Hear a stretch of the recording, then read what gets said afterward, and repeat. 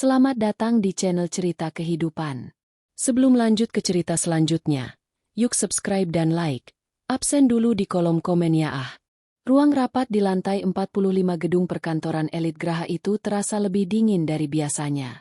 Aroma kopi mahal bercampur dengan ketegangan yang menggantung di udara. Di ujung meja jati panjang yang melingkar, Aris Pratama duduk dengan punggung tegak, menyesuaikan dasi sutranya yang seharga gaji bulanan seorang staf biasa. Di sampingnya, Maya duduk dengan tenang, jemarinya lincah menari di atas touch laptop, mencatat setiap detail kecil dari diskusi yang sedang berlangsung. Bagi semua orang di ruangan itu, Maya hanyalah perangkat tambahan. Dia adalah sekretaris yang efisien, pendiam, dan selalu berada di balik bayang-bayang Aris. Namun bagi Maya, setiap ketikan adalah catatan tentang kebusukan yang mulai tercium di perusahaan ini. Jadi, Aris, suara Direktur Operasional, Pak Baskoro, memecah keheningan. Bisa kau jelaskan mengapa ada selisih sebesar 5 miliar rupiah dalam laporan pengadaan vendor bulan ini? Angka ini tidak masuk akal jika dibandingkan dengan proyeksi yang kau berikan kuartal lalu. Maya melirik Aris dari sudut matanya. Ia tahu suaminya itu sedang berkeringat. Maya adalah orang yang menyusun draft awal laporan itu, dan ia sudah memperingatkan Aris bahwa angka-angka tersebut tidak sinkron. Namun, Aris justru membentaknya di rumah semalam, menyuruhnya diam dan jangan sok tahu soal urusan lelaki. Aris berdehem. Ia menyesap air putih dengan tangan yang sedikit gemetar. Lalu tiba-tiba, ia berdiri. Matanya yang biasanya penuh kepalsuan kini berkilat dengan keputusasaan yang berbahaya. Pak Baskoro, rekan-rekan direksi yang saya hormati, Aris memulai. Suaranya sengaja dibuat berat dan penuh penyesalan semu. Saya telah menunda pengakuan ini karena merasa malu. Namun, demi transparansi perusahaan, saya harus jujur bahwa laporan ini dikacaukan oleh seseorang yang tidak kompeten. Ia perlahan memutar tubuhnya. Lalu telunjuknya menunjuk tepat ke wajah Maya. Maya, sekretaris saya. Dia yang bertanggung jawab atas entry data terakhir sebelum dokumen ini dicetak, ucap Aris lantang. Seluruh mata di ruangan itu tertuju pada Maya. Maya menghentikan ketikannya. Ia menatap Aris dengan tatapan tak percaya. Bukan karena ia takut, tapi karena ia tidak menyangka suaminya akan serendah ini, melemparkan istrinya sendiri ke bawah bus demi menyelamatkan lehernya. Aris, apa yang kau katakan? Bisik Maya. Suaranya tenang namun tajam. Diam kamu, bentak Aris. Suaranya menggelegar di ruang rapat yang kedap suara itu. Jangan berpura-pura polos lagi. Saya tahu kenapa kamu sengaja merusak laporan ini. Kamu mencoba menyabotase saya karena saya menolak memberikan kenaikan gaji yang kamu minta di luar prosedur, bukan? Bisikan-bisikan sinis mulai terdengar di antara para pemegang saham. Sekretaris macam apa itu? Berani-beraninya dia menyabotase manajernya sendiri. Aris melihat dukungan dari audiens dan semakin menjadi-jadi. Ia mendekati Maya, lalu merampas tumpukan berkas di depan istrinya dan melemparkannya ke lantai. Kertas-kertas putih itu berhamburan seperti salju yang kotor. Kalian tahu, Pak Baskoro? Dia ini bukan sekadar tidak kompeten. Maya adalah tipikal sekretaris rendahan yang hanya tahu cara menggoda bos untuk mendapatkan posisi nyaman. Dia pikir dengan menjadi istri saya di rumah, dia bisa mengatur saya di kantor. Dia menggunakan rayuan dan manipulasi untuk menutupi otaknya yang kosong. Maya merasa ulu hatinya seperti dipukul. Di depan para petinggi perusahaan, pria yang berjanji akan melindunginya di depan altar kini sedang menguliti harga dirinya hingga habis. Aris menyebutnya rendahan, menghinanya sebagai wanita yang hanya mengandalkan fisik, padahal Mayalah yang begadang setiap malam memperbaiki proposal Aris agar pria itu terlihat jenius di mata atasan. Saya meminta Dewan Direksi untuk memecat Maya hari ini juga secara tidak hormat. Lanjut Aris dengan nada sok pahlawan. Perusahaan kita tidak butuh parasit yang hanya bisa bersolek dan merayu demi jabatan. Dia memalukan nama baik saya sebagai suaminya dan sebagai manajer di sini. Salah satu direktur wanita mengernyit. Aris, itu tuduhan yang sangat berat. Apa kau punya bukti bahwa dia mencoba memanipulasimu? Bukti? Aris tertawa sinis. Lihat saja penampilannya. Selalu rapi, selalu wangi di ruangan saya hingga larut malam. Padahal pekerjaannya berantakan. Dia mencoba menjebak saya dalam skandal agar saya tidak bisa memecatnya. Tapi hari ini, integritas saya pada perusahaan lebih besar daripada belas kasihan saya pada wanita penggoda ini. Maya memejamkan mata sejenak, menghirup napas dalam-dalam. Di dalam tasnya, ada sebuah ponsel yang berisi rekaman percakapan Aris dengan vendor gelap semalam.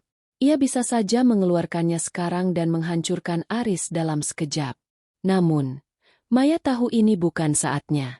Ada tamu agung yang sedang dalam perjalanan menuju ruangan ini. Seseorang yang akan mengubah dinamika kekuasaan ini selamanya. Aris. Maya akhirnya berbicara. Suaranya terdengar sangat jernih di tengah keributan itu. Kau yakin ingin melakukan ini? Kau yakin ingin aku pergi dari ruangan ini sebagai orang asing? Pergi? Kamu bukan cuma harus pergi dari kantor ini, tapi juga dari hidupku. Aku malu punya istri yang hanya menjadi beban dan pembuat onar. Aris menunjuk pintu keluar dengan kasar. Keluar sekarang, sebelum keamanan menyeretmu seperti sampah. Maya berdiri perlahan. Ia tidak menangis. Ia justru merapikan pakaiannya dengan sangat anggun. Ia menatap Aris untuk terakhir kalinya dengan tatapan kasihan. Tatapan yang diberikan seseorang kepada orang mati yang belum sadar bahwa dirinya sudah tiada. Tepat saat Maya melangkah menuju pintu, terdengar suara langkah kaki berat dan berwibawa dari lorong luar. Pintu ganda ruang rapat itu terbuka lebar, dan dua orang pria berjas hitam berdiri di samping pintu, memberikan jalan bagi seorang pria tua berambut perak dengan aura kekuasaan yang tak terbantahkan. Aris seketika memucat, lalu berubah menjadi sangat ramah. Bapak Hartawan. Selamat datang, Pak. Kebetulan sekali Anda datang saat kami sedang membersihkan hama di perusahaan ini. Namun, Bapak Hartawan tidak melihat ke arah Aris. Matanya tertuju pada wanita yang berdiri di tengah hamburan kertas di lantai. Suara kertas-kertas yang berserakan di bawah sepatu pantofel Aris terdengar seperti suara tulang yang patah di telinga Maya. Ruangan itu mendadak senyap. Namun kesunyiannya terasa mencekik. Aris berdiri dengan dagu terangkat, mencoba memosisikan dirinya sebagai korban dari seorang istri yang tidak tahu diuntung, dan sekretaris penggoda. Lihat dia, Pak Baskoro. Aris melanjutkan dengan nada yang kini berpura-pura sedih, sebuah sandiwara yang menjijikan. Dia bahkan tidak bisa membela diri karena dia tahu semua yang kukatakan adalah kebenaran. Aku telah mencoba menjadi suami yang baik, membawanya masuk ke perusahaan ini agar dia punya masa depan. Tapi inilah balasannya. Dia mencoba menghancurkan karierku dengan laporan palsu ini. Maya menunduk. Rambut panjangnya menutupi sebagian wajahnya, menyembunyikan kilat di matanya yang mulai mendingin. Di bawah meja, jemarinya terkepal kuat hingga buku-bukunya memutih. Ia membiarkan Aris menikmati kemenangannya yang semu. Ia ingin melihat seberapa jauh pria yang telah berbagi ranjang dengannya selama 3 tahun ini sanggup menusuknya dari belakang. Maya, apakah kau punya pembelaan? Pak Baskoro bertanya. Suaranya mengandung nada penghinaan yang tidak disembunyikan. Sebagai direktur senior yang kolot, ia selalu memandang rendah perempuan muda yang cantik di kantor. Baginya, tuduhan Aris terdengar sangat masuk akal. Maya mengangkat kepalanya perlahan. Ada genangan air di pelupuk matanya, bukan karena takut, melainkan karena rasa sesak akibat pengkhianatan yang begitu telanjang. Pembelaan apa yang diinginkan oleh ruangan yang sudah menghakimi saya sebelum saya bicara, Pak? Suara Maya bergetar, namun tetap stabil. Jangan berlagak puitis. Aris menyambar, melangkah maju hingga wajahnya hanya berjarak beberapa senti dari Maya. Bau parfum mahalnya yang biasanya disukai Maya, kini tercium seperti bau bangkai. Kau hanya seorang sekretaris rendahan. Kau tidak punya hak untuk bersuara di depan para direktur ini. Tugasmu hanya mencatat dan melayani, bukan mengacaukan angka-angka yang tidak kau mengerti. Aris kemudian menoleh ke arah jajaran direksi, lalu melakukan sesuatu yang benar-benar menghancurkan sisa-sisa rasa hormat Maya padanya. Ia mengambil segelas air dari meja rapat dan menyiramkannya ke lantai. tepat di atas tumpukan dokumen yang tadi ia lemparkan. Laporanmu sama seperti air ini, Maya. Sampah. Dan kau? Kau hanya noda yang harus segera dibersihkan dari gedung ini, ucap Aris dengan senyum miring yang penuh kemenangan. Beberapa anggota dewan tertawa kecil. Ada yang berbisik bahwa Maya memang terlalu cantik untuk sekadar bekerja, menyiratkan bahwa dia pasti menggunakan cara-cara kotor untuk naik jabatan. Maya merasakan tatapan-tatapan itu menguliti pakaiannya, merendahkan martabatnya sebagai seorang profesional dan seorang wanita. Aris. Suara Maya hampir berbisik, namun di tengah keheningan itu, suaranya terdengar seperti denting pedang. Kau bilang aku tidak mengerti angka-angka itu? Aku yang mengerjakannya saat kau mabuk di klub malam bersama vendor-vendor itu. Aku yang merapikan kekacauanmu setiap kali kau salah memasukkan data karena kau terlalu sibuk memikirkan komisi harammu. Wajah Aris berubah merah padam. Amarahnya meledak. Berani-beraninya kau memfitnahku. Ia mengangkat tangannya, seolah-olah hendak menampar Maya di depan umum. Cukup. Pak Baskoro menggebrak meja.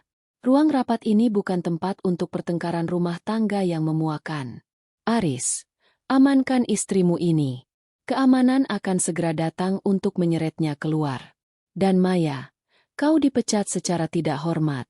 Surat tuntutan hukum atas pencemaran nama baik dan sabotase perusahaan akan segera dikirim ke alamatmu. Maya memejamkan mata. Air matanya akhirnya jatuh satu tetes, membasahi pipinya yang pucat. Itu adalah air mata terakhir untuk masa lalunya. Selamat tinggal, Aris, batinnya. Saat itulah, pintu besar di ujung ruangan terbuka dengan debuman yang cukup keras untuk menghentikan napas semua orang. Dua orang pengawal bertubuh tegap berpakaian serba hitam berdiri di sisi pintu, diikuti oleh seorang pria tua yang kehadirannya seolah menyedot seluruh oksigen di ruangan itu. Bapak Hartawan, sang legenda hidup, pemilik saham mayoritas yang wajahnya jarang muncul di media namun namanya ditakuti di seluruh bursa efek Asia. Aris yang tadinya siap meledak, seketika berubah menjadi anjing yang penurut. Ia segera merapikan jasnya, memasang wajah paling sopan yang ia miliki, dan membungkuk dalam-dalam. Selamat siang, Bapak Hartawan. Maaf Anda harus menyaksikan keributan kecil ini. Kami baru saja menangani seorang staf yang bermasalah. Aris menunjuk ke arah Maya dengan jempolnya, meremehkan. Dia hanya sekretaris rendahan yang mencoba membuat onar. Pak, kami sedang mengusirnya. Bapak Hartawan tidak menyahut. Ia berjalan dengan langkah yang lambat namun pasti. Suara tongkat kayunya yang beradu dengan lantai marmer menciptakan irama yang mencekam. Ia melewati Pak Baskoro yang sudah berdiri memberikan hormat, melewati Aris yang masih membungkuk menunggu pengakuan, dan terus berjalan, hingga ia berhenti tepat di depan Maya. Aris tersenyum sinis, mengira Bapak Hartawan akan ikut menghardik Maya. Ayo, Maya. Minta maaf pada beliau sebelum kau diseret keluar. Namun, pemandangan berikutnya membuat jantung Aris seolah berhenti berdetak. Bapak Hartawan tidak menghardik. Pria tua yang tangannya sanggup meruntuhkan perusahaan raksasa itu justru mengulurkan tangan kanannya dengan sangat lembut kepada Maya. Matanya yang tajam mendadak melunak, penuh dengan rasa hormat, bahkan mungkin rasa bersalah. Nona muda. Suara Bapak Hartawan berat namun terdengar jelas ke seluruh penjuru ruangan. Maafkan saya. Saya terlambat menjemput Anda untuk mengambil kursi yang seharusnya. Maya menghapus air matanya dengan gerakan anggun. Ia tidak lagi menunduk. Ia menyambut tangan Bapak Hartawan, berdiri tegak dengan dagu yang kini lebih tinggi dari Aris. Tidak apa-apa, Paman Hartawan, jawab Maya tenang. Waktunya justru sangat tepat. Aku baru saja selesai melihat pertunjukan komedi yang paling menjijikkan dalam hidupku. Aris mematung. Seluruh direksi terperangah. Pak Baskoro hampir menjatuhkan kacamatanya. Nona muda? Paman? Kata-kata itu berputar-putar di udara seperti racun yang mematikan bagi Aris. Mari, ucap Bapak Hartawan, menuntun Maya melewati Aris yang masih mematung seperti patung garam. Kursi paling depan sudah menunggu pemilik aslinya. Aris merinding. Hawa dingin yang tadi ia rasakan kini berubah menjadi rasa takut yang mencekam. Ia melihat istrinya, wanita yang baru saja ia siram air dan ia sebut sampah, berjalan dengan tenang menuju kursi utama, tempat yang bahkan seorang CEO pun harus meminta izin untuk mendudukinya. Suasana di dalam ruang rapat yang tadinya bising oleh cemoohan kini berubah menjadi kesunyian yang mencekam. Suara detak jam dinding kuno di sudut ruangan terdengar seperti dentuman palu hakim yang sedang menghitung mundur waktu eksekusi. Aris masih mematung. Tangannya yang tadi menunjuk Maya kini menggantung lemas di udara. Mulutnya sedikit terbuka. Namun tak ada satu kata pun yang sanggup keluar. Bapak hartawan, pria yang kekayaannya mampu membeli seluruh gedung ini tanpa berkedip, tidak sedikit pun melirik ke arah Aris. Perhatiannya sepenuhnya terpusat pada Maya. Dengan gerakan yang sangat sopan, sebuah gestur yang hanya diberikan kepada sesama bangsawan bisnis, ia menuntun Maya berjalan melewati deretan kursi direksi. Setiap langkah Maya di atas karpet bludru itu terasa seperti injakan di dada Aris. Maya berjalan dengan punggung tegak. Wajahnya yang tadi sempat basah oleh air mata kini kering dan memancarkan aura dingin yang tidak pernah Aris lihat selama 3 tahun pernikahan mereka. Paman hartawan, Anda tidak perlu repot-repot menjemputku sampai ke tengah kekacauan ini, ucap Maya. Suaranya kini terdengar jernih dan berwibawa. Hilang sudah nada rendah hati seorang sekretaris yang biasanya ia gunakan. Ini bukan repot, Maya. Ini adalah bentuk penghormatan yang seharusnya kau terima sejak hari pertama kau menginjakan kaki di gedung ini, jawab Bapak hartawan dengan nada menyesal. Saya membiarkanmu melakukan eksperimen sosial. Ini karena saya menghargai keinginanmu untuk belajar dari bawah. Tapi melihat bagaimana kau diperlakukan, saya rasa sandiwara ini harus berakhir sekarang. Mereka sampai di ujung meja rapat. Di sana terdapat sebuah kursi besar dengan sandaran tinggi berbahan kulit buaya. Kursi yang selalu dikosongkan setiap kali rapat direksi berlangsung. Kursi itu adalah simbol kekuasaan tertinggi di elit Graha. Kursi milik pemegang saham pengendali. Bapak hartawan menarik kursi itu. Lalu dengan gerakan mengundang, ia mempersilakan Maya duduk. Seluruh direktur, termasuk Pak Baskoro, serentak berdiri. Wajah Pak Baskoro yang tadinya merah padam karena amarah kini berubah pucat pasi. Ia tahu benar bahwa siapapun yang duduk di kursi itu, dialah pemilik napas perusahaan ini. Maaf, Pak hartawan saya bingung. Aris akhirnya bersuara.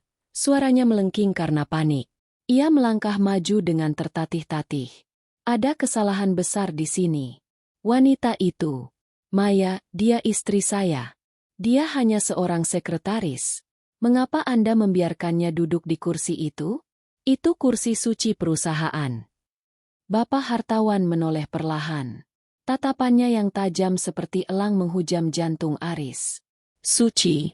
Kau bicara soal kesucian di ruangan di mana kau baru saja mempermalukan seorang wanita dengan fitnah murahan. Tapi Pak, saya punya buktinya. Dia menggoda saya. Dia menyabotase laporan. Cukup, Aris. Pak Baskoro memotong ucapan Aris dengan bentakan ketakutan. Pak Baskoro sudah mulai menyadari arah angin berhembus. Ia segera membungkuk ke arah Maya. Nona, maafkan kelancangan kami.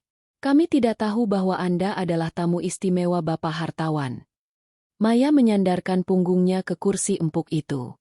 Ia melipat kakinya dengan anggun, menatap tumpukan kertas yang basah kuyup oleh air yang disiramkan Aris tadi. Tamu istimewa. Maya tersenyum tipis. Sebuah senyuman yang membuat bulu kuduk Aris merinding. Bukan, Pak Baskoro. Saya bukan tamu. Saya adalah alasan mengapa Anda semua masih memiliki pekerjaan pagi ini. Bapak hartawan melangkah ke samping Maya dan meletakkan tangannya di sandaran kursi Maya. Ia menatap seluruh peserta rapat dengan ekspresi tegas. Rekan-rekan sekalian, sepertinya ada banyak kesalahpahaman yang perlu diluruskan. Bapak hartawan memulai. Selama 1 tahun terakhir, kalian mungkin bertanya-tanya siapa sosok anonim yang membeli 60% saham perusahaan ini melalui konsorsium Adiningrat Group. Kalian menyebutnya sebagai malaikat penyelamat. Saat perusahaan hampir bangkrut karena manajemen yang korup. Aris merasakan dunianya berputar. Adiningrat Group? Itu adalah konglomerasi raksasa yang bergerak di bidang energi dan properti. Tak ada yang tahu siapa pewaris tunggalnya karena keluarga itu sangat tertutup dari media. Sosok itu berada di depan kalian sekarang, lanjut Bapak Hartawan. Perkenalkan, Maya Adiningrat, pemilik saham mayoritas elit Graha, dan putri tunggal dari sahabat baik saya, almarhum Bapak Adiningrat. Keheningan yang mengikuti pengumuman itu begitu berat hingga terasa menyakitkan. Aris ambruk kembali ke kursinya. Jantungnya berdegup sangat kencang hingga ia merasa bisa terkena serangan jantung saat itu juga. Maya Adiningrat, istrinya, yang selama ini ia suruh mencuci baju, ia maki-maki karena masakan yang kurang asin, dan ia rendahkan di depan umum sebagai sekretaris rendahan, ternyata adalah pemilik sah dari gedung tempat ia berpijak. Maya menatap Aris yang kini tampak seperti tikus kecil yang terpojok. Aris, kau tadi bilang aku adalah noda yang harus dibersihkan. Maya mengambil salah satu kertas yang basah, lalu menjatuhkannya kembali ke lantai. Lucu sekali, karena menurut pantauanku selama setahun ini, kaulah noda yang sebenarnya. Dan aku punya deterjen yang sangat kuat untuk membersihkanmu. Aris mencoba bicara, namun lidahnya terasa keluh. Ia teringat bagaimana ia sering memamerkan kekuasaannya di depan Maya. Bagaimana ia menyuruh Maya mengerjakan laporan-laporan sulit sementara ia asyik bermain slot atau berkencan dengan simpanannya di hotel mewah. Ia selalu berpikir Maya adalah wanita desa yang beruntung menikahinya. Paman Hartawan, panggil Maya tanpa melepaskan pandangannya dari Aris. Tolong panggilkan tim audit independen dan bagian hukum. Saya ingin semua transaksi yang ditandatangani oleh manajer operasional Aris Pratama dalam 6 bulan terakhir diperiksa ulang dalam 1 jam ke depan. Baik, Nona muda, jawab Bapak Hartawan patuh. Aris mulai merinding ketakutan. Keringat dingin mengucur deras dari pelipisnya. Ia tahu benar apa yang tersimpan dalam folder-folder rahasianya. Jika Maya adalah pemilik saham mayoritas, maka dia memiliki akses ke seluruh sistem back-end perusahaan yang selama ini Aris manipulasi. Maya, sayang, ini pasti bercanda, kan? Aris mencoba memaksakan senyum, namun bibirnya gemetar. Kenapa kau tidak bilang dari awal? Kita bisa membicarakan ini di rumah, secara kekeluargaan. Maya tertawa kecil. Suara tawa yang terdengar sangat merdu namun mematikan. Rumah? Oh, Aris. Setelah apa yang kau lakukan tadi, kau pikir kau masih punya rumah untuk pulang? Maya berdiri sedikit, mencondongkan tubuhnya ke arah meja. Rapat ini baru saja dimulai. Dan percayalah, ini akan menjadi rapat terpanjang dalam hidupmu. Gema suara Maya masih menggantung di langit-langit ruang rapat yang tinggi. Kalimat, rapat ini baru saja dimulai, terasa seperti vonis mati bagi Aris. Ia mencoba mengatur napas, namun paru-parunya seolah mengecil. Di sekelilingnya, para direktur yang tadinya berwajah garang kini mendadak sibuk merapikan duduk, memasang wajah paling patuh, dan menghindari kontak mata dengan Aris seolah pria itu mengidap penyakit menular. Maya tidak terburu-buru. Ia membuka tas tangan kulitnya yang sederhana, yang kini disadari semua orang sebagai tas edisi terbatas yang harganya setara dengan 1 unit mobil mewah, dan mengeluarkan sebuah flash disk berwarna emas. Aris, panggil Maya dengan nada lembut yang justru lebih mengerikan daripada teriakan. Tadi kau bilang aku menggoda bos untuk kenaikan gaji, bukan? Mari kita lihat siapa sebenarnya yang menggoda dan digoda di perusahaan ini. Maya menyerahkan flash disk itu kepada teknisi ruang rapat yang gemetaran.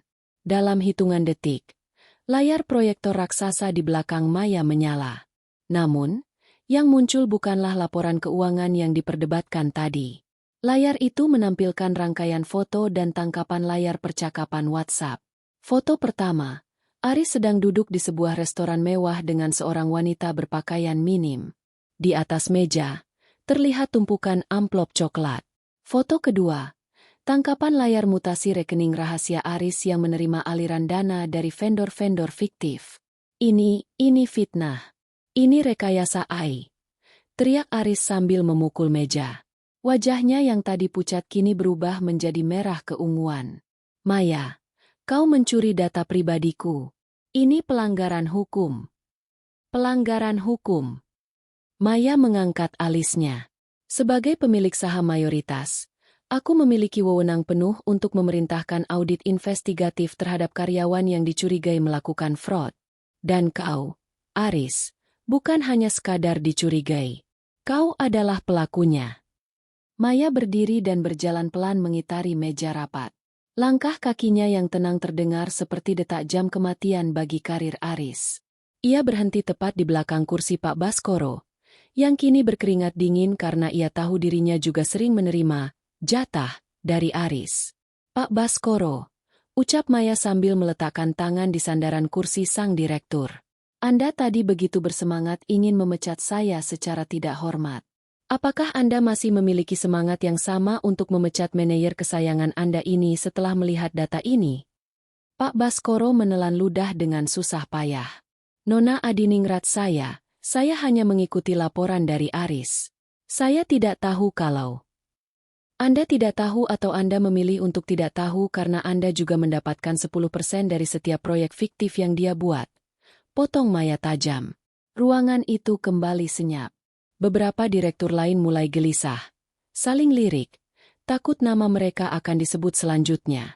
Maya telah memegang kendali penuh. Ia bukan lagi istri yang penurut. Ia adalah pemangsa yang sedang bermain-main dengan makanannya. Maya kembali menatap Aris. Tadi kau menyebutku, sekretaris rendahan yang hanya tahu cara menggoda. Tapi tahukah kau, Aris? Selama setahun aku menjadi sekretaris di bawah pengawasanmu, aku tidak pernah sekalipun menggunakan pesonaku. Aku menggunakan otakku. Aku mencatat setiap kata sandi yang kau masukkan saat kau mabuk di kantor.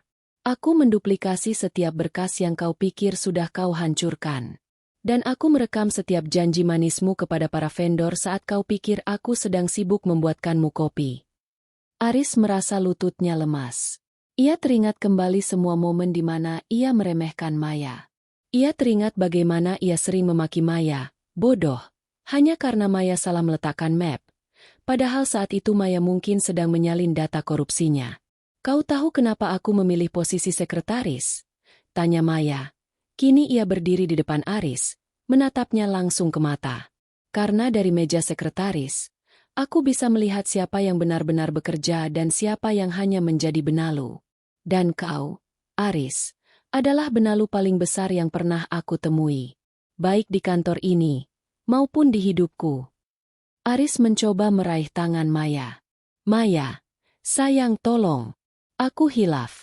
Aku melakukan ini semua untuk masa depan kita. Untuk rumah kita. Maya menarik tangannya dengan jijik sebelum Aris sempat menyentuhnya. Rumah kita? Kau menggunakan uang curian ini untuk membayar apartemen simpananmu di Jakarta Selatan. Aris. Jangan sebut kata kita lagi. Itu membuatku mual. Bapak hartawan berdehem, memberikan sinyal.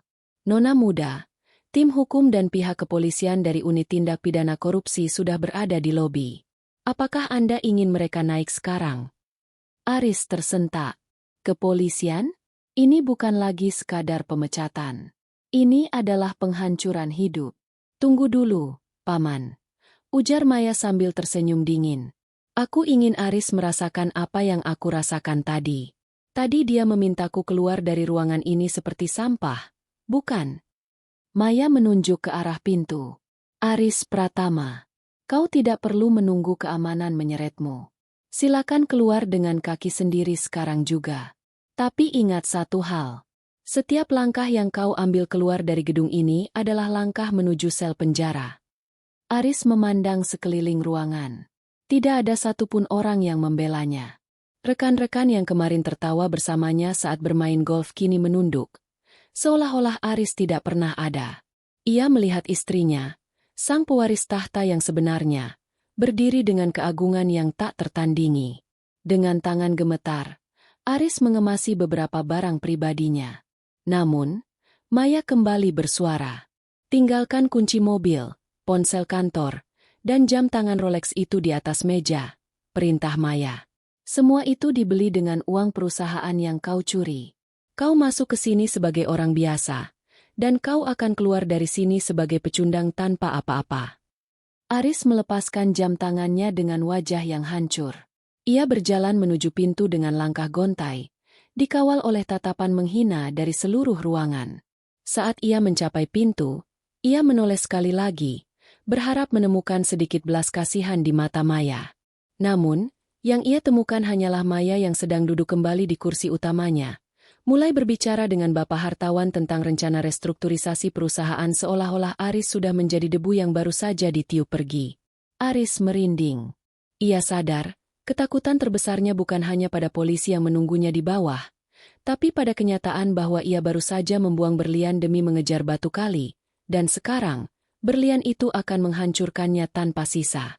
Pintu besar ruang rapat itu tertutup dengan dentuman pelan namun bersifat final setelah Aris melangkah keluar dengan kepala tertunduk. Kepergiannya meninggalkan vakum udara yang menyesakan bagi mereka yang masih berada di dalam. Kini, fokus seluruh ruangan beralih sepenuhnya kepada Maya Adiningrat. Maya duduk dengan tenang di kursi paling depan, kursi yang selama puluhan tahun hanya ditempati oleh bayangan kekuasaan keluarga Adiningrat. Ia melipat tangannya di atas meja jati, menatap satu persatu wajah para direktur yang kini tampak seperti pesakitan di kursi pesakitan. "Silakan duduk, Bapak dan Ibu sekalian." Suara Maya terdengar datar, namun memiliki otoritas yang membuat semua orang patuh tanpa bantahan. "Jangan tegang begitu. Tadi kalian terlihat sangat bersemangat saat menghakimi sekretaris rendahan. Mengapa sekarang lidah kalian terasa keluh?" Pak Baskoro mencoba memperbaiki posisi duduknya. Keringat sebesar biji jagung mengucur di pelipisnya. "Nona Adiningrat, mengenai kejadian tadi, kami benar-benar disesatkan oleh Aris. Dia adalah manajer operasional yang kami percayai, dan kami tidak menyangka." "Cukup, Pak Baskoro," potong Maya sambil mengangkat satu tangannya. "Mari kita berhenti bermain sandiwara, si lugu yang tertipu. Di dunia bisnis ini, ketidaktahuan adalah dosa besar, dan kesengajaan adalah kejahatan. Saya sudah berada di perusahaan ini selama 12 bulan. Saya melihat bagaimana Anda menerima amplop coklat di parkiran basemen dari vendor konstruksi minggu lalu. Apakah itu juga termasuk dalam disesatkan oleh Aris?" Wajah Pak Baskoro mendadak pucat pasi. Warna kulitnya hampir menyerupai kertas laporan yang berserakan di lantai. Ia mencoba bicara, namun hanya suara tersedak yang keluar. Bapak Hartawan berdiri di samping Maya, memberikan dokumen baru kepada setiap peserta rapat. Ini adalah hasil audit internal yang dilakukan oleh tim khusus Nona Maya selama 6 bulan terakhir. Di dalamnya terdapat daftar nama, tanggal, dan nominal aliran dana gelap yang mengalir di bawah meja kantor ini. Maya membolak-balik halaman dokumen miliknya sendiri dengan santai. "Ada yang ingin mengajukan pengunduran diri secara sukarela sebelum saya membacakan nama-nama di daftar ini?" Keheningan kembali menyergap. Tak ada yang berani bergerak. Maya tersenyum tipis, senyuman yang lebih mirip dengan seringai pemangsa. "Baiklah, jika tidak ada yang ingin mengaku, mari kita mulai dari kursi yang paling dekat dengan saya." Maya menoleh ke arah Direktur Keuangan, seorang wanita parubaya bernama Ibu Ratna yang selama ini dikenal sangat disiplin. "Ibu Ratna, menurut catatan saya, Anda memiliki hobi baru, mengoleksi properti di luar negeri menggunakan dana cadangan darurat perusahaan. Bagaimana rasanya memiliki apartemen di Singapura yang dibayar dengan keringat para buruh pabrik kita?" Ibu Ratna gemetar hebat. Tangannya yang memegang bolpoin bergetar hingga benda itu jatuh ke lantai. "Nona, saya bisa jelaskan." "Anda akan menjelaskannya, tapi bukan kepada saya. Anda akan menjelaskannya kepada tim hukum yang sudah menunggu di ruang sebelah," ujar Maya dingin. Satu persatu, Maya menguliti dosa para petinggi di ruangan itu. Ia menunjukkan bahwa posisinya sebagai sekretaris selama setahun terakhir bukanlah tanpa alasan. Sebagai sekretaris, ia memiliki akses ke jadwal, surat menyurat, dan pembicaraan telepon yang dianggap sepele oleh para bos besar. Ia adalah telinga dan mata yang tidak pernah mereka curigai. Ia melihat bagaimana mereka meremehkan staf bawah, bagaimana mereka memanipulasi data, dan bagaimana mereka tertawa di atas penderitaan karyawan kecil. "Kalian semua berpikir bahwa dengan jas mahal dan kursi empuk, kalian tidak tersentuh," ucap Maya. Kini suaranya meninggi, penuh dengan emosi yang tertahan selama ia menyamar. "Kalian memaki staf yang terlambat 5 menit. Sementara kalian sendiri mencuri miliaran rupiah dari kas perusahaan. Kalian mempermalukan saya tadi karena kalian pikir saya lemah. Kalian pikir seorang wanita muda di posisi sekretaris hanyalah pajangan yang bisa kalian injak-injak. Maya berdiri dari kursinya, berjalan menuju jendela besar yang menampilkan pemandangan cakrawala kota. Ayah saya membangun perusahaan ini dengan integritas. Dia selalu berkata bahwa pemimpin adalah pelayan, bukan penguasa yang haus darah. Melihat apa yang kalian lakukan pada warisannya, membuat saya menyadari bahwa pembersihan ini tidak bisa dilakukan dengan setengah-setengah. Maya berbalik, menatap tajam ke arah Bapak Hartawan. Paman, instruksikan bagian HRD untuk membekukan seluruh akses dan rekening para direktur yang ada di ruangan ini, kecuali mereka yang namanya tidak ada di daftar hitam saya. Untuk Pak Baskoro dan Ibu Ratna, silakan antar mereka ke lobi bawah. Pihak kepolisian sudah tidak sabar untuk berbincang dengan mereka. Pak Baskoro berdiri, mencoba memohon. Nona Maya, tolong pertimbangkan masa kerja saya. Saya sudah mengabdi selama 15 tahun. Pengabdian tidak memberikan Anda lisensi untuk mencuri, Pak Baskoro, jawab Maya tanpa emosi. Keamanan, tolong bantu mereka keluar. Dua petugas keamanan bertubuh besar masuk dan dengan tegas mengawal Pak Baskoro serta Ibu Ratna keluar dari ruangan. Suara teriakan protes Pak Baskoro perlahan menjauh dan menghilang saat pintu tertutup kembali. Ruangan itu kini hanya menyisakan beberapa orang direktur muda yang wajahnya masih bersih dari skandal. Mereka menatap Maya dengan rasa kagum sekaligus ngeri. Maya kembali ke tempat duduknya, menghela napas panjang seolah baru saja melepaskan beban yang sangat berat. Ia melihat ke arah kursi kosong yang sebelumnya diduduki Aris. Rasa sakit hati sebagai seorang istri masih ada. Namun rasa bangganya sebagai seorang adiningrat jauh lebih besar. Sekarang, ucap Maya sambil menatap para direktur yang tersisa. Mari kita bicara tentang masa depan perusahaan ini. Dan kali ini, saya ingin laporan yang nyata. Bukan angka-angka dongeng yang biasa kalian sajikan untuk menutupi borok manajemen. Bapak Hartawan tersenyum bangga melihat ketegasan Maya. Ia tahu, sang singa betina telah bangun dari tidurnya. Nona muda, panggil Bapak Hartawan. Bagaimana dengan Aris? Apakah Anda ingin saya memastikan dia mendapatkan perlakuan khusus di dalam sana? Maya terdiam sejenak, memainkan cincin pernikahannya yang masih melingkar di jari manisnya. Dengan gerakan perlahan namun pasti, ia melepas cincin itu dan meletakkannya di atas meja. Jangan berikan dia perlakuan khusus, Paman. Berikan dia keadilan yang paling murni. Biarkan dia merasakan bagaimana rasanya menjadi orang rendahan, tanpa perlindungan nama besar saya. Itu adalah hukuman yang jauh lebih menyiksa bagi orang sombong seperti dia. Maya menatap ke depan dengan mata yang kini bersinar penuh tekad. Ratu telah mengambil kembali tahtanya, dan ia tidak akan membiarkan siapapun merebutnya lagi. Matahari mulai terbenam, menyisakan semburat jingga yang jatuh di jendela mobil mewah yang membawa Maya pulang. Di kursi belakang, Maya menatap cincin pernikahan di telapak tangannya. Benda kecil itu terasa begitu berat, seolah mengandung ribuan jam hinaan dan kepura-puraan yang ia telan selama 3 tahun ini. Mobil berhenti di depan sebuah rumah mewah di kawasan elit yang cicilannya, ironisnya, dibayar menggunakan dividen rahasia dari saham Maya yang dikelola oleh Bapak Hartawan. Maya melangkah masuk, mendapati suasana rumah yang tidak seperti biasanya.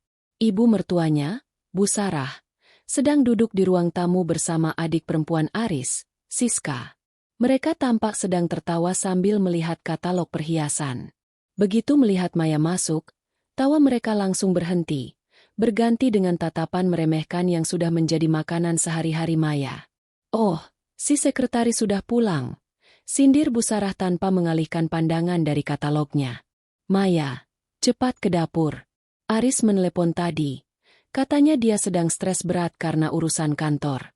Dia butuh makan malam yang spesial. Dan jangan lupa setrika kemeja sutranya untuk pertemuan besok. Siska ikut menimpali sambil mengikir kuku. Kak Maya, tadi aku pesan tas branded lewat akun belanja Kak Aris. Nanti kalau paketnya datang, jangan lancang membukanya ya. Itu levelnya beda sama tas diskonan yang biasa kakak pakai ke kantor. Maya berdiri mematung di tengah ruang tamu. Ia menatap kedua wanita itu dengan rasa kasihan yang mendalam. Selama ini, mereka memandangnya sebagai wanita desa beruntung yang diangkat derajatnya oleh Aris. Mereka tidak tahu bahwa setiap kemewahan yang mereka nikmati, mulai dari lantai marmer yang mereka injak hingga berlian di telinga Bu Sarah, adalah hasil dari belas kasihan Maya yang membiarkan suaminya mengelola salah satu anak perusahaannya. Aris tidak akan pulang malam ini, ucap Maya tenang. Suaranya datar, tanpa emosi. Bu Sarah mendongak, matanya menyipit. Apa maksudmu? Apa kau baru saja bertengkar lagi dengannya? Sudah kubilang, jadi istri itu harus penurut. Jangan karena kau bekerja sebagai sekretarisnya. Kau merasa setara dengan anakku. Aris itu calon direktur utama. Sedangkan kau? Kalau bukan karena belas kasihan Aris, kau mungkin masih jadi pelayan toko di kampungmu. Maya berjalan mendekati meja tamu, lalu meletakkan cincin pernikahannya di atas katalog perhiasan mereka. Denting logam itu terdengar nyaring di ruangan yang tiba-tiba sunyi. Aris tidak akan pulang karena dia sedang berada di kantor polisi, lanjut Maya. Dia ditangkap atas tuduhan penggelapan dana perusahaan dan penipuan terstruktur. Bu Sarah tertawa hambar. Wajahnya memerah karena marah. Jangan bicara sembarangan. Kau pasti sedang berhalusinasi karena stres dipecat, kan? Ya. Aris sudah bercerita padaku tadi siang lewat pesan singkat. Dia bilang dia akan memecat sekretarisnya yang tidak kompeten dan genit. Kau pasti sakit hati dan sekarang mencoba memfitnah suamimu sendiri. Kak Maya, kalau mau mengarang cerita itu yang masuk akal sedikit. Siska mencibir. Kak Aris itu orang penting di elit Graha. Mana mungkin polisi berani menyentuhnya? Maya mengeluarkan ponselnya dan memutar sebuah video yang dikirimkan oleh tim keamanan Bapak Hartawan beberapa menit yang lalu. Di layar itu, terlihat Aris yang pucat pasi sedang digiring masuk ke dalam mobil polisi dengan tangan terborgol di depan lobi kantor. Di sekelilingnya, wartawan media bisnis mulai mengerumuni, mengambil foto manajer yang jatuh dari kejayaan itu. Wajah Bu Sarah berubah pucat. Katalog di tangannya merosot ke lantai. Ini tidak mungkin. Ini pasti salah paham. Aris orang baik. Ini pasti gara-gara kau, kan? Kau yang menjebaknya. Aku tidak menjebaknya, Bu. Aku hanya berhenti melindunginya. Jawab Maya. Selama 3 tahun, aku menutup mata saat dia mencuri. Aku memperbaiki laporannya yang berantakan agar dia tidak dipecat. Aku memberikan uang pribadiku saat dia kalah judi agar dia tidak malu di depan kalian. Tapi hari ini, di depan seluruh dewan direksi, dia menyebutku rendahan dan penggoda. Dia mencoba menghancurkan namaku untuk menyelamatkan dirinya sendiri. Maya melangkah maju, membuat Bu Sarah mundur hingga terduduk kembali di sofa. Dan ada satu hal lagi yang perlu ibu tahu. Suara Maya merendah, dingin dan menusuk. Rumah ini, mobil-mobil di garasi, dan semua perhiasan yang ibu pakai. Semuanya terdaftar atas nama yayasan milik keluarga Adiningrat. Dan saya adalah pemilik tunggal yayasan itu. Siska tertawa histeris, meski matanya memancarkan ketakutan. Adiningrat? Kakak jangan gila. Nama belakang kakak itu cuma Maya, saja tanpa nama keluarga. Jangan mengaku-ngaku jadi orang kaya hanya karena nama kalian mirip. Maya tersenyum tipis. Ia mengambil sebuah dokumen dari tasnya, sertifikat kepemilikan rumah dan profil perusahaan yang baru saja diperbarui. Ia meletakkannya di depan mereka.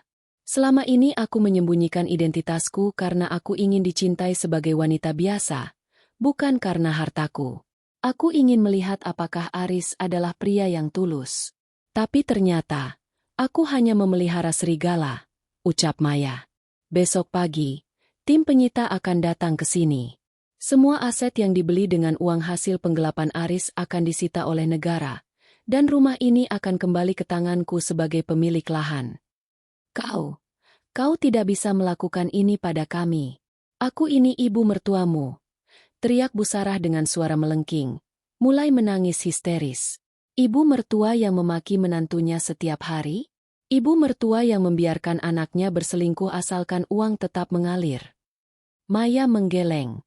Mulai detik ini, hubungan kita berakhir.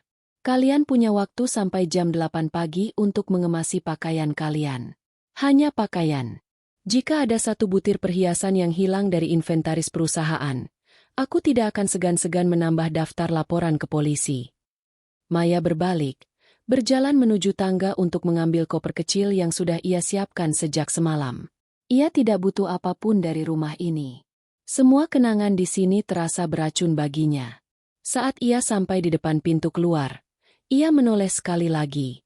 Bu Sarah dan Siska tampak kacau, berebut mengambil ponsel untuk menghubungi pengacara. Namun mereka akan segera tahu bahwa tak ada pengacara yang mau membela pria yang baru saja menantang keluarga Adiningrat. Satu lagi, tambah Maya. Aris merinding ketakutan saat bos besar membuka identitasku di depan umum tadi. Tapi kalian seharusnya lebih takut. Karena mulai besok, kalian akan tahu bagaimana rasanya menjadi rendahan yang sebenarnya di dunia yang kejam ini. Maya melangkah keluar menuju mobil yang sudah menunggunya. Ia menutup pintu rumah itu untuk selamanya. Di dalam mobil, Bapak Hartawan sudah menunggu. Sudah selesai, Nona muda? Tanya Bapak Hartawan lembut. Sudah, Paman. Mari kita pergi. Masih banyak pekerjaan yang harus dilakukan di kantor pusat besok pagi. Mobil itu meluncur pergi, meninggalkan rumah yang penuh dengan isak tangis penyesalan yang terlambat. Maya memejamkan mata, membiarkan identitas lamanya terkubur bersama kegelapan malam, siap menyambut fajar sebagai sang pewaris tahta yang tak tertandingi. Pagi itu, langit Jakarta tampak cerah, namun bagi dunia bisnis nasional, ada badai besar yang baru saja menghantam. Di layar LED raksasa di sepanjang jalan protokol, di halaman depan koran finansial, hingga di lini masa media sosial, hanya ada satu wajah yang menjadi pusat perhatian, Maya Adiningrat. Setelah drama di ruang rapat elit Graha, Maya tidak lagi bersembunyi. Dengan bantuan tim komunikasi krisis Adiningrat Group, identitas aslinya dibuka secara resmi melalui konferensi pers yang disiarkan secara langsung. Maya tampil dengan setelan powersuit berwarna putih gading, rambutnya disanggul modern yang rapi, dan tatapannya memancarkan kecerdasan yang selama ini ia tekan di balik kacamata sekretarisnya. Selama ini, saya percaya bahwa kepemimpinan sejati diuji dari bawah, ucap Maya di depan puluhan mikrofon media. Saya menghabiskan 1 tahun sebagai staf biasa untuk memahami denyut nadi perusahaan. Hari ini, saya berdiri di sini bukan hanya sebagai pewaris, tapi sebagai saksi bahwa integritas tidak bisa ditawar. Adiningrat Group akan melakukan pembersihan total. Di saat yang sama, di sebuah sel tahanan sementara yang sempit dan pengap, Aris Pratama duduk meringkuk di sudut ruangan. Seragam oranye yang dikenakannya terasa gatal dan menghina. Ia baru saja mendapatkan akses untuk menonton televisi di ruang tunggu tahanan saat berita tentang Maya muncul. Aris menatap layar itu tanpa berkedip. Jantungnya serasa berhenti saat melihat istrinya, wanita yang biasanya menyiapkan kopi untuknya dan menunduk saat dimarahi, kini dikelilingi oleh para menteri dan konglomerat. Tidak, itu tidak mungkin.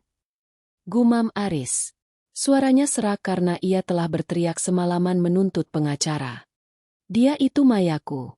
Dia itu hanya sekretaris. Tahanan lain di sebelahnya tertawa mengejek. Istrimu?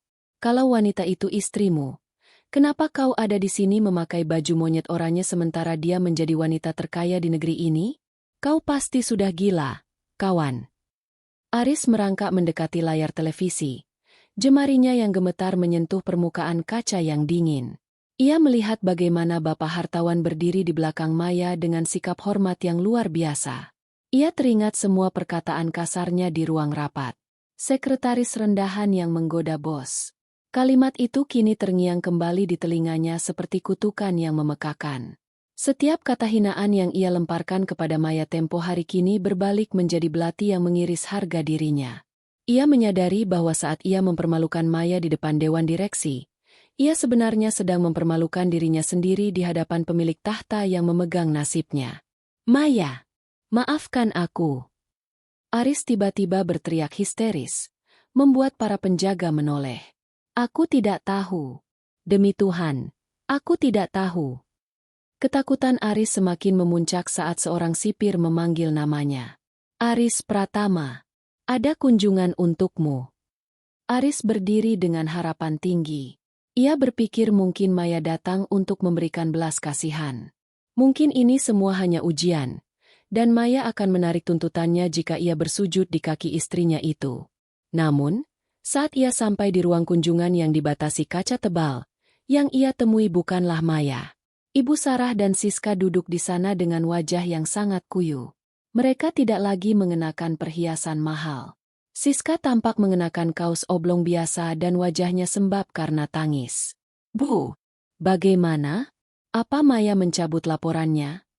Tanya Aris tidak sabar. Bu Sarah mulai menangis terseduh-seduh. Aris, kami diusir. Semua aset disita. Rekening ibu dibekukan karena dianggap menerima aliran dana hasil pencucian uangmu. Kami sekarang tinggal di kontrakan sempit di pinggiran kota.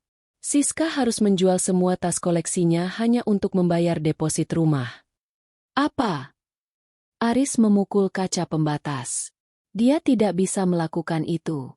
Itu harta kita. Itu hartanya, Aris. Siska berteriak marah, meluapkan kekesalannya pada kakaknya. Semua itu milik keluarga Adiningrat. Dia punya bukti setiap rupiah yang kau ambil. Dia bahkan punya rekaman saat kau memberikan kalung berlian pada selingkuhanmu. Kak, karena kau, kami semua jatuh miskin. Kau benar-benar bodoh. Kak, kau punya berlian di rumah tapi kau malah mencuri kerikil. Aris terdiam. Dunianya benar-benar runtuh. Ia bukan hanya kehilangan pekerjaan dan kemewahan, ia kehilangan segala-galanya. Sementara itu, di kantor pusat Adiningrat Group, Maya sedang meninjau dokumen perceraian yang telah selesai disusun oleh tim pengacaranya. Tidak ada sedikit pun keraguan di jemarinya saat ia menandatangani berkas tersebut. Nona muda, Bapak hartawan masuk ke ruangannya. Ada permintaan dari pihak Aris untuk mediasi. Dia memohon agar bisa bertemu Anda sekali saja. Maya meletakkan pena emasnya. Ia menatap keluar jendela, ke arah gedung elit Graha yang kini berada di bawah kendali penuhnya. Katakan padanya, Paman, ucap Maya dingin. Sekretaris rendahan yang dia hina itu sudah mati. Dan pemilik saham yang sekarang tidak punya waktu untuk berbicara dengan narapidana. Biarkan hukum berjalan. Saya ingin dia merasakan setiap detik di dalam sel itu tanpa ada campur tangan dari saya. Baik itu bantuan maupun dendam tambahan. Biarkan dia hancur oleh bayang-bayang kesalahannya sendiri. Maya berdiri, merapikan jasnya. Oh, satu lagi. Pastikan ibunya dan adiknya tetap diawasi. Saya ingin mereka belajar cara bekerja keras untuk mendapatkan sesuap nasi, tanpa harus menindas orang lain. Berikan mereka pekerjaan di unit cleaning service jika mereka mau. Mari kita lihat apakah mereka masih berani menyebut orang lain rendahan saat mereka memegang sapu. Bapak hartawan mengangguk dengan senyum tipis.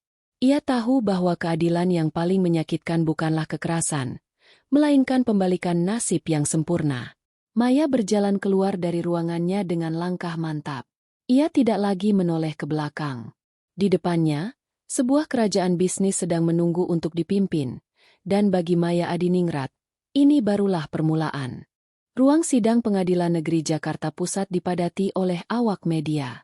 Kamera-kamera televisi terpasang di setiap sudut, siap mengabadikan kejatuhan seorang pria yang pernah dijuluki The Golden Boy di sektor manajemen properti. Namun, hari ini Aris Pratama tidak terlihat seperti emas.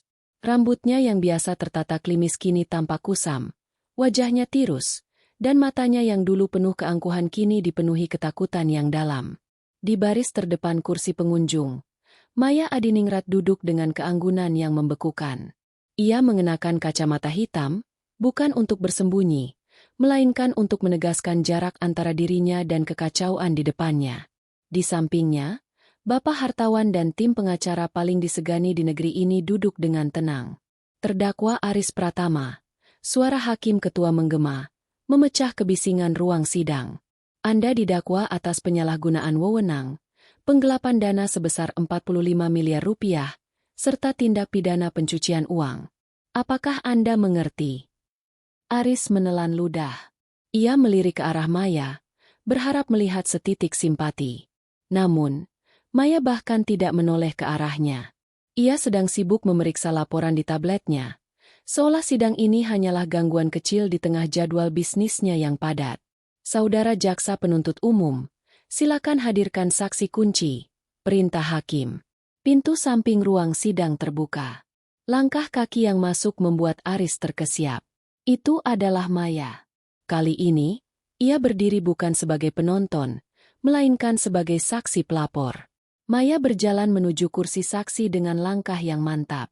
Saat ia bersumpah di bawah kitab suci, suaranya terdengar jernih dan berwibawa.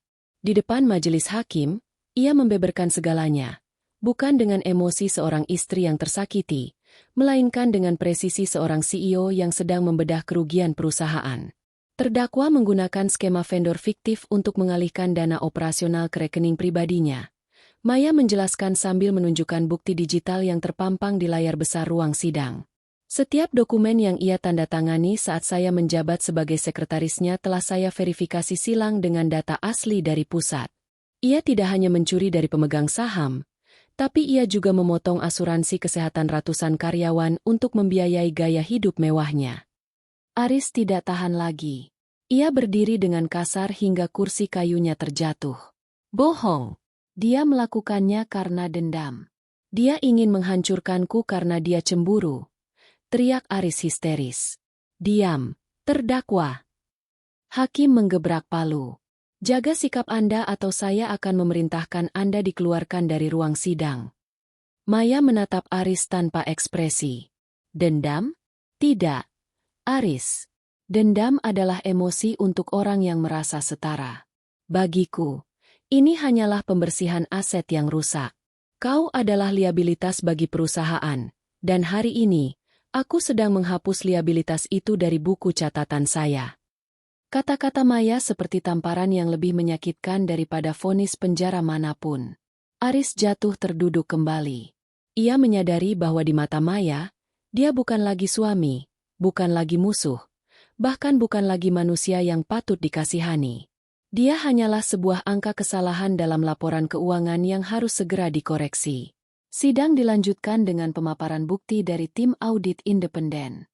Selama 3 jam berikutnya, seluruh dunia menyaksikan bagaimana Aris Pratama, pria yang pernah menghina istrinya sebagai sekretaris rendahan, ternyata adalah seorang amatir yang tertangkap karena kecerobohannya sendiri di tangan wanita yang ia remehkan. Setelah sidang ditunda untuk putusan minggu depan, Maya keluar dari gedung pengadilan dengan pengawalan ketat. Para wartawan mengerumuninya, melontarkan pertanyaan tentang bagaimana perasaannya melihat suaminya akan dipenjara. Maya berhenti sejenak di depan mobilnya. Ia melepas kacamata hitamnya, menatap langsung ke kamera-kamera yang menyala. Ini bukan tentang perasaan seorang istri, ucap Maya dingin. Ini tentang standar profesionalisme. Di Adiningrat Group, siapapun yang mencoba merusak kepercayaan publik dan kesejahteraan karyawan akan menghadapi konsekuensi yang sama, tidak peduli apa status mereka dalam kehidupan pribadi saya. Saya ingin ini menjadi peringatan bagi siapapun di jajaran direksi saya yang berpikir bisa bermain api di belakang saya. Mobil mewah itu kemudian meluncur pergi, meninggalkan Aris yang sedang digiring kembali ke mobil tahanan di pintu belakang. Di dalam mobil, Bapak Hartawan menyerahkan sebuah map coklat baru. Nona muda, ini laporan dari unit cleaning service di cabang pinggiran. Ibu Sarah dan Siska sudah mulai bekerja hari ini.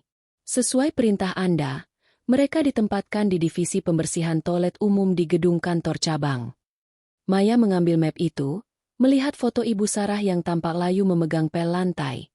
Sangat jauh dari penampilannya saat memakai perhiasan berlian tempo hari. Bagus, jawab Maya singkat. Pastikan supervisor mereka tidak memberikan perlakuan khusus. Jika mereka mengeluh capek, ingatkan mereka pada kata-kata mereka sendiri, bahwa menjadi orang rendahan membutuhkan kerja keras yang nyata, bukan sekadar gaya hidup yang dipamerkan. Maya menutup map itu dan menatap ke arah luar jendela. Pikirannya sudah beralih ke akuisisi perusahaan teknologi di Singapura yang akan ia tanda tangani esok hari. Aris dan keluarganya kini hanyalah debu di kaca spion hidupnya yang terus melaju kencang. Bagi Maya, perhitungan ini hampir selesai. Dan bagi Aris, neraka yang sesungguhnya baru saja dimulai saat pintu sel penjara mengunci seluruh masa depannya. Hari itu, ruang sidang terasa lebih sesak dari biasanya.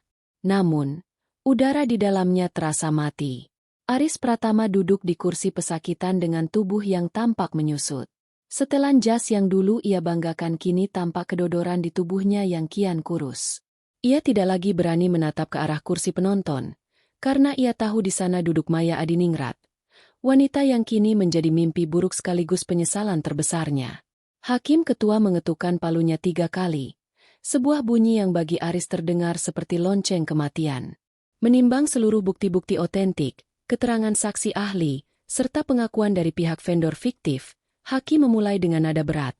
Maka, pengadilan menyatakan terdakwa Aris Pratama terbukti secara sah dan meyakinkan bersalah melakukan tindak pidana korupsi, penggelapan dalam jabatan, dan pencucian uang secara berlanjut. Aris memejamkan mata. Keringat dingin mengalir di punggungnya. Menjatuhkan pidana kepada terdakwa dengan pidana penjara selama 15 tahun dan denda sebesar 5 miliar rupiah. Serta mewajibkan terdakwa membayar uang pengganti kerugian perusahaan sebesar 45 miliar rupiah. Jika tidak dibayar, maka seluruh aset pribadi terdakwa akan disita, dan jika tidak mencukupi, maka diganti dengan pidana penjara tambahan selama 3 tahun. 15 tahun. Angka itu menghantam Aris seperti godam besi. Ia jatuh terduduk, tangannya gemetar hebat. Di usia 32 tahun, ia baru saja menyerahkan masa mudanya untuk membusuk di balik jeruji besi. Ia mencoba menoleh ke belakang, mencari ibunya, namun ia hanya melihat kursi kosong. Ibu Sarah dan Siska tidak hadir. Mereka terlalu malu untuk menunjukkan wajah di depan publik setelah video mereka sedang membersihkan lantai kantor cabang viral di media sosial. Aris kemudian menoleh ke arah Maya. Ia berharap melihat setetes air mata atau gurat kesedihan. Namun, yang ia temukan adalah kekosongan. Maya sedang berdiri, merapikan sarung tangan kulitnya, lalu berbisik sesuatu kepada Bapak Hartawan. Ia bahkan tidak melihat ke arah meja hijau saat vonis dibacakan.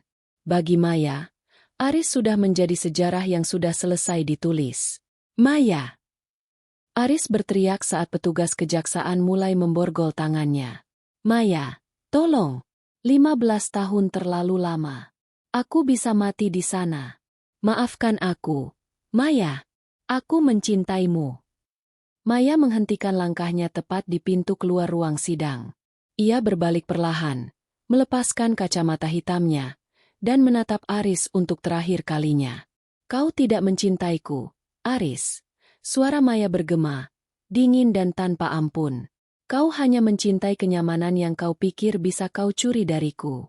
Kau menyebutku rendahan, saat kau pikir kau di atas, dan sekarang kau memohon saat kau di bawah. Itu bukan cinta. Itu adalah sifat pengecut.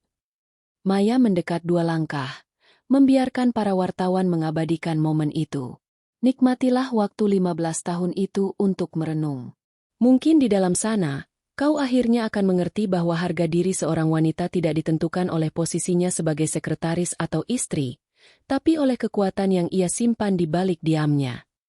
Maya berbalik dan melangkah keluar, disambut oleh puluhan kilatan kamera paparazzi. Minggu-minggu berlalu, dan dunia terus berputar menjauh dari Aris. Di dalam penjara, Aris harus menghadapi kenyataan pahit.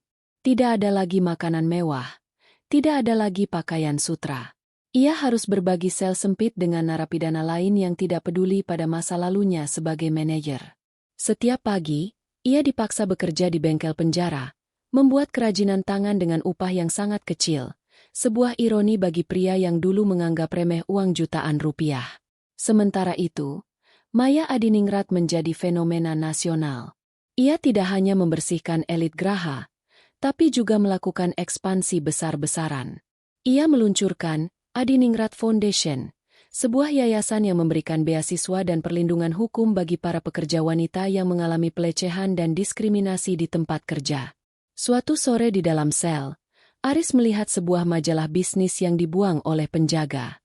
Di sampul depan majalah itu, wajah Maya terpampang dengan tajuk utama, The Iron Queen, bagaimana Maya Adiningrat menghancurkan korupsi dan membangun kerajaan baru. Di dalam artikel itu, disebutkan bahwa kekayaan Maya meningkat 3 kali lipat sejak ia mengambil alih secara terbuka. Ada juga foto Maya yang sedang berjabat tangan dengan pemimpin dunia. Tampak begitu bersinar dan berkuasa. Aris merobek majalah itu dengan tangis yang pecah. Ia teringat kembali hari itu di ruang rapat. Seandainya saja ia tidak sombong. Seandainya saja ia menghargai istrinya. Seandainya saja ia tidak menyebutnya sekretaris rendahan.